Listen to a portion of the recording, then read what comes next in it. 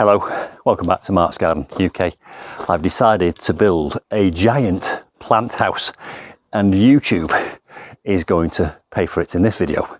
I'm going to tell you how and where and why this project is going to unfold over the next 2 months.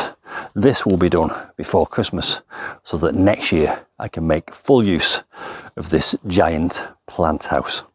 Now, this project has been inspired by recent visits to Kew Gardens, and there's a few Kew Garden videos on my channel, and I love those visits to Kew Gardens. Obviously, I can't replicate Kew in this corner of my garden, but I can do it on a small scale in miniature. And I want to do it because I want to be able to keep some of the plants that I witnessed in some of the glass houses at Kew Gardens, and some of those plants simply don't live outdoors or won't survive outdoors in the UK. And I'm thinking specifically about things like those beautiful black tree ferns. I did a mini vignette on those. I'll put a link to it at the end of this, but they were incredible plants. So this massive greenhouse in my garden will house those. Let me tell you how big it's, or show you, should I say, how big it's actually going to be.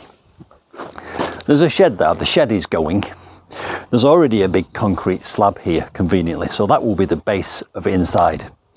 And the giant plant house is going to go from here all the way over to here and all the way back to this corner here in the corner of the compound. Hopefully you can still see me. And it's going to have height. It's got to have height because some of these plants grow quite tall. So much higher than my head, as high as I can possibly do it without it becoming unstable and blowing away. It's going to be timber framed. So there'll be a huge timber frame. There'll probably be a double door here in the center.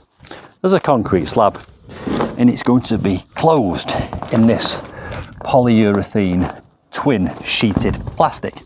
This is the sort of stuff that you put on top of conservatory roofs. So I'll be using that as an insulator to keep the heat in. So that will be on the outside. And then on the inside, I'll have the stone slab. I also want to start keeping carnivorous plants. So I'll have a section in there for carnivorous plants and all kinds of other plants that you can't keep outside in the UK. Now at Kew Gardens, they've got those huge water lilies.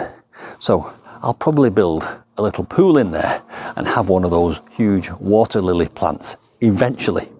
I also want to have a desk in there so that I can go and sit in there and be creative and have ideas and do some work surrounded by plants. Isn't it a wonderful idea? I'll share it with you along the way, all the way into the future. You can be a part of this. Now, I've said in the title and the thumbnail that YouTube is paying for it, and it will do. And I will now explain to you how YouTube is going to pay for this project. It's going to pay for it in 3 ways. The first one you probably already know about because you've probably clicked on the link to this video and seen in an advert. Every time I get a click through and a view, I get paid a tiny percentage of a penny. So the more views these videos get, the more income I'll receive from YouTube. And there is an equation between how many views I get and how much money I get, and it's something like £7 per 1,000 views. And if I put a budget of £1,500 on that, I probably need 200,000 views or something for this series of videos. So that's the first way YouTube is going to pay for this, and you can help by liking the video, commenting below, sharing, hitting the notification bell and subscribing to the channel. So if you want to be involved in the future of this project, please get involved, and that's how you can help. The second way YouTube is going to pay for this project is kind of indirectly, and I will use this video as a kind of begging letter to suppliers. Now, when I did my wildlife pond, a company called Pondkeeper gave me most of the equipment for my wildlife pond, and it was a symbiotic relationship. They benefited and I benefited. I got the materials for free and I mentioned them in all my videos, and I've just mentioned them again. Please do look up Pondkeeper because they gave me excellent service.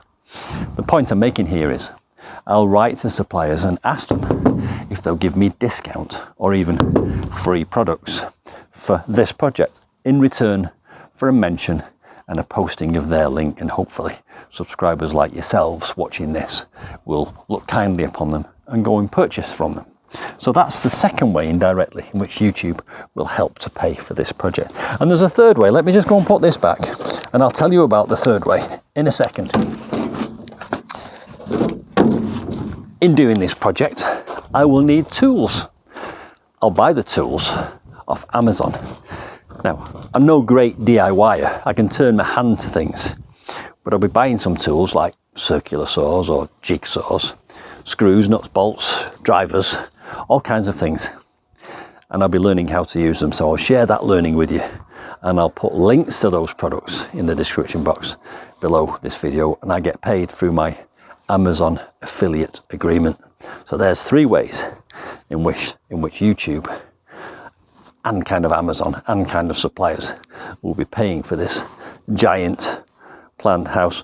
Don't lose sight of the excitement of this project, which is the end result, which is this wonderful, big, warm indoor space full of exotic plants, like bananas that you can't keep in the UK, like colocasias that you can't keep in the UK, like carnivorous plants, like those beautiful black bananas. I'm so excited about this, and I'm also excited because it's a project I can get on with into the autumn and winter months, and it will be ready for next spring. So there we go. I'm building a giant plant house and YouTube is paying for it. Subscribe, hit the notifications bell, and I'll see you soon for some more giant plant house adventures. Bye for now.